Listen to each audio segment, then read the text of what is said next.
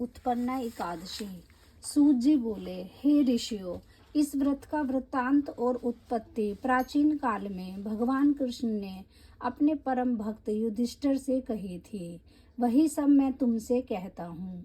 एक समय युधिष्ठिर ने भगवान कृष्णचंद्र से पूछा, हे भगवान, एकादशी का व्रत किस विधि से किया जाता है और उसका क्या फल प्राप्त होता है? उपवास के दिन जो क्रिया की जाती है, आप कृपया करके सब मुझसे विस्तार पूर्वक कहिए। यह वचन सुनकर श्री कृष्ण जी कहने लगे कि हे युधिष्ठिर, मैं एकादशी के व्रत का महात्म्य तुमसे कहता हूँ। तुम एकाग्रचित होकर सुनो। सर्वप्रथम हेमंत ऋतु में मार्गशीर्ष कृष्णा एकादशी से इस व्रत को आरंभ करना चाहिए। दशमी को सायंकाल में भोजन करके अच्छी तरह से दातुन आदि करें, जिससे अन्न का कोई अंश मुंह में न रह जाए। रात्रि को भोजन कदापि न करें, अधिक न बोले। एकादशी के दिन प्रातः 4 बजे उठकर सबसे पहले व्रत का संकल्प करें, जिसके इस विधि से इस प्रकार है। अमुक सवतरे संवत का नाम लें। मार्गशीर्ष मासे कृष्ण पक्षे पुण्य पर्वणि एकादशी तिथो अमुक वासरे वार का नाम लें। अमुक गोत्र उत्पन्न अपने गोत्र का नाम लें। अमुक नामोहम अपने नाम का उच्चारण करके, ब्राह्मण हो तो शर्माहम, अक्षत्रिय हो तो वर्माहम, वैश्य हो तो गुप्तोहम और शूद्र हो तो दासोहम कहें। सकल जन्म जन्मांतर रजनीतानि यानी पपानी तेषाम शन्मांत एकादशी वर्तमः करिष्य है।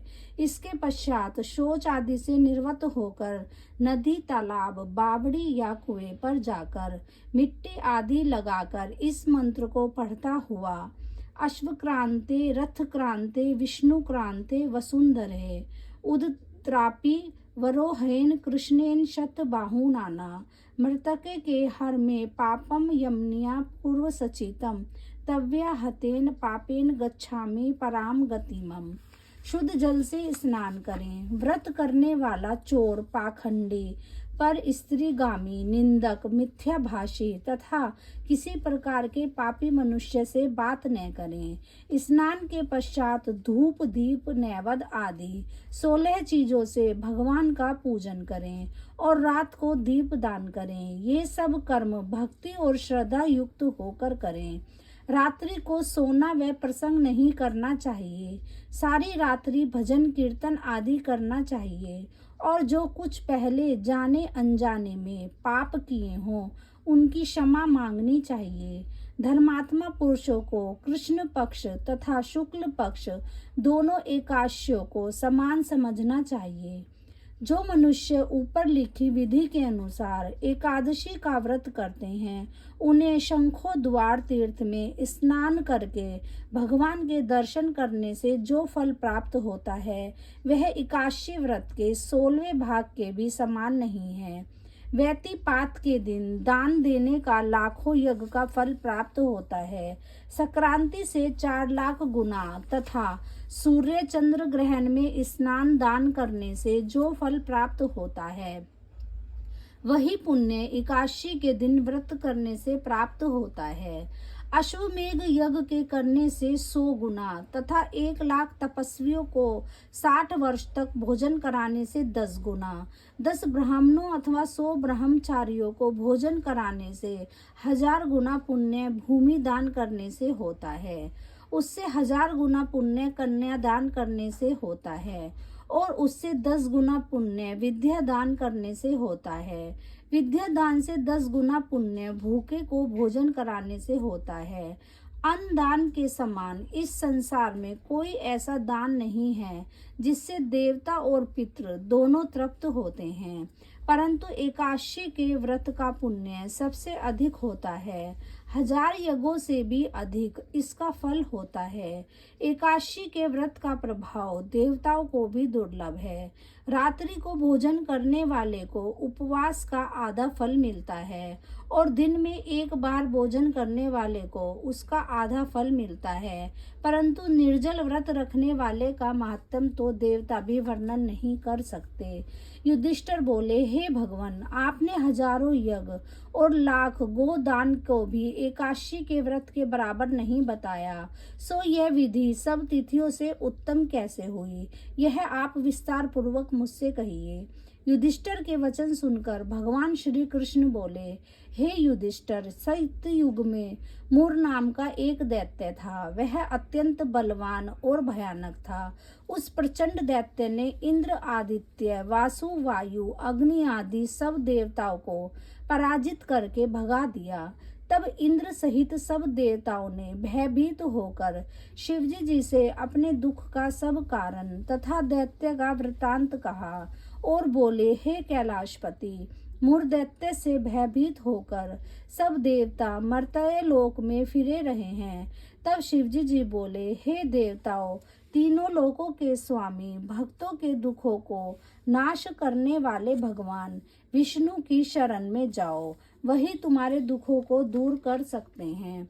शिवजी जी के ऐसे वचन सुनकर इंद्र आदि सब देवता क्षीर सागर में पहुंचे। वहां भगवान को शयन करते हुए देखकर इंद्र हाथ जोड़कर उनकी स्तुति करते हुए बोले, हे देवताओं, द्वारा स्तुति करने योग्य प्रभु, आपको बारंबार नमस्कार है। देवताओं की रक्षा करने वाले मधुसूदन, आपको नमस्कार है। आप हमारी रक्षा करें। दैत्यों से भयभीत होकर हम सब देवता आपकी शरण में आए हैं। आप इस संसार के कर्ता, माता पिता, उत्पत्ति तथा पालन करता और संहार करने वाले हैं। सबको शांति प्रदान करने वाले हैं। आकाश और पाताल भी आप ही हैं। सबके पितामह ब्रह्मा, सूर्य, चंद्र, अग्नि, सामग्री, होम, आहुति, मंत्र, तंत्र, जप, यजमान, यज्ञ, कर्म, कर्ता, भोक्ता भी आप ही हैं। आप सर्वव्यापक हैं। आपके सिवा तीनों लोकों में चर तथा अचर कुछ भी नहीं है। हे भगवान, दैत्यों ने हमको जीतकर स्वर्ग से निकाल दिया है और सब देवता इधर उधर भागे भागे फिर रहे हैं। आप उन दैत्यों से हमारी रक्षा करें। इंद्र के ऐसे वचन सुनकर भगवान विष्णु बोले, हे इंद्र, ऐसा मायावी दैत्य कौन है जिसने सब देवताओं को जीत लिया है? उसका क्या नाम है? उसमें कितना बल है और किसके आश्चर्य है तथा उसका स्थान कहाँ है? यह सब मुझसे विस्तार पूर्वक कहो। भगवान के ऐसे वचन सुनकर इंद्र बोले, हे सर्वव्यापी भगवान, प्राचीन समय में चंद्रावती नगरी में नाड़ीजंग नाम का एक राक्षस था। उसी के महापराक्रमी और लोक विख्यात मूर नामक पुत्र ने सब देवताओं को स्वर्ग से निकाल दिया, वहां अपना अधिकार कर लिया है। वह इंद्र, अग्नि, वरुण, यम, वायु, ईश, चंद्रमा, नैत्रत आदि सबके स्थान पर अधिकार करके और सूर्य बनकर आप ही प्रकाश करता है। वह स्वयं मेघ बना बैठा है और सबसे अजय है। हे असुर निकंदन, उस दुष्ट को मारकर देवताओं को निर्भय बनाइए। इंद्र के ऐसे वचन सुनकर भगवान विष्णु बोले, हे देवताओं, मैं शीघ्र ही तुम्हारे शत्रुओं का संहार करूंगा। तुम चंद्रावती नगरी को जाओ। इस प्रकार कहकर भगवान सहित सब देवताओं ने चंद्रावती नगरी की ओर प्रस्थान किया। उस समय दैत्यपति मूर दैत्य सेना सहित युद्ध भूमि में गरज रहा था। उस बलवान असुर की गर्जना सुनकर सब देवता भय के मारे चारों दिशाओं में भागने लगे। जब स्वयं भगवान विष्णु रणभूमि में आए तो दैत्य उनको भी देखकर अनेक प्रकार के अस्त्र शस्त्र तथा आयुध लेकर दौड़े। भगवान ने उनको आता देखकर सर्प के समान अपने बाणों से उनके शरीर को बींध डाला। अनेक दैत्य उनके हाथों से मारे गए। केवल एक मूर ही जीवित बचा। वह अविचल भाव से भगवान के साथ युद्ध करता रहा। भगवान जो भी तीक्ष्ण बाण उसके शरीर में मारते, वह उसके लिए पुष्पों के समान हो जाता। शस्त्रों के प्रहार से उसका शरीर छिन्न भिन्न हो गया, परंतु वह फिर भी युद्ध करता ही रहा। अब वे आपस में मल्ल युद्ध करने लगे और 10,000 वर्ष तक उनका मल्ल युद्ध होता रहा, परंतु वह दैत्य भगवान से पराजित न हुआ। तब भगवान विष्णु युद्ध से थककर बदरिकाश्रम को चले गए और वहां पर एक हेमवती नाम की सुंदरी गुफा थी। उसमें विश्राम करने के लिए उसके अंदर प्रवेश कर गए। यह गुफा 12 योजन लंबी थी और उसमें ही द्वार था। भगवान वहां जाकर सो गए। वह दैत्य उनको सोया हुआ देखकर मारने के लिए उद्यत हुआ। वह अभी मारने का प्रयत्न ही कर रहा था कि उनके शरीर से एक अत्यंत प्रभावशाली सुंदर कन्या अस्त्र शस्त्र धारण किए हुए उत्पन्न हुई और दैत्यों के सामने आकर युद्ध करने लगी। वह दैत्य उस बलवान कन्या को देख आश्चर्यवंतित होकर उसके साथ युद्ध करने लगा। उस कन्या के ऐसे भयानक पराक्रम को देखकर दैत्य विचारने लगा कि इस कन्या को किसने बनाया है जो ऐसा भयानक युद्ध कर रही है।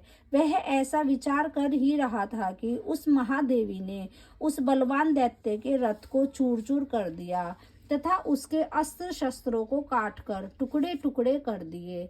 तब वह दैत्य महान क्रोध करके मल्ल युद्ध करने लगा, परंतु देवी ने उसको धक्का मारकर मूर्छित कर दिया। जब वह दैत्य मूर्छा से जागा तो उस देवी ने उसका सिर काट डाला। इस प्रकार वह दैत्य तो पृथ्वी पर गिरकर मृत्यु को प्राप्त हुआ और बाकी दैत्य डर के मारे पाताल लोक को भाग गए।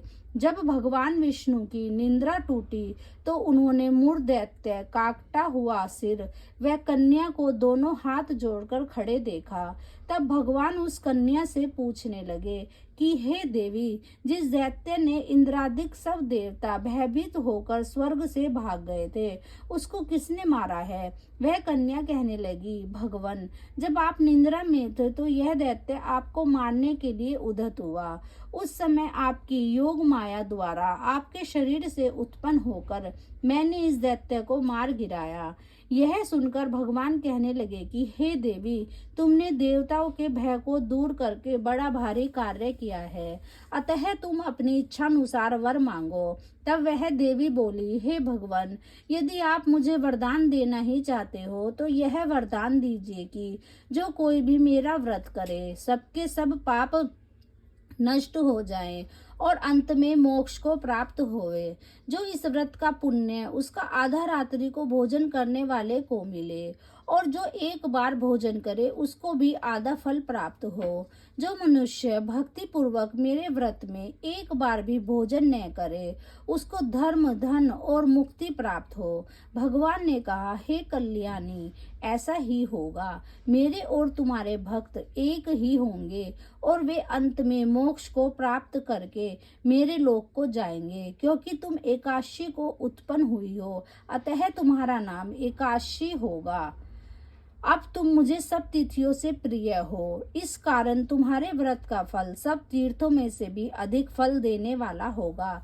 ऐसा कहकर भगवान विष्णु अंतर्ध्यान हो गए और प्रभु के उत्तम वचनों को सुनकर एकादशी अत्यंत प्रसन्न हुई। भगवान श्री कृष्ण कहते हैं कि हे युधिष्ठिर, सब तीर्थों के फल से एकादशी व्रत का फल सर्वश्रेष्ठ है। एकादशी व्रत करने वाले को मैं मोक्ष प्रदान करता हूँ, उसके शत्रुओं का नाश एवं समस्त विघ्नों को नष्ट करता हूँ। यह मैंने तुमको एकादशी की उत्पत्ति का सब वृत्तांत बतलाया है। एकादशी पापों को नष्ट करने वाली तथा सिद्धि की देने वाली है। उत्तम पुरुषों को दोनों पक्ष की एकादशियों को समान ही मानना चाहिए, कोई भेदभाव नहीं समझना चाहिए। जो मनुष्य इस एकादशी के महात्म को पढ़ता है अथवा सुनता है उसको अश्वमेघ यज्ञ का फल प्राप्त होता है और वह करोड़ों वर्ष तक विष्णु लोक में वास करता है। वहां भी उसका पूजन होता है। जो मनुष्य एकादशी महात्म के चौथे भाग को पढ़ता है उसके भी अनेक पाप नष्ट हो जाते हैं। विष्णु धर्म के बराबर दूसरा कोई धर्म नहीं है और एकादशी व्रत के समान और कोई दूसरा व्रत नहीं है। इस प्रकार उत्पन्न एकादशी महात्म समाप्त हुआ।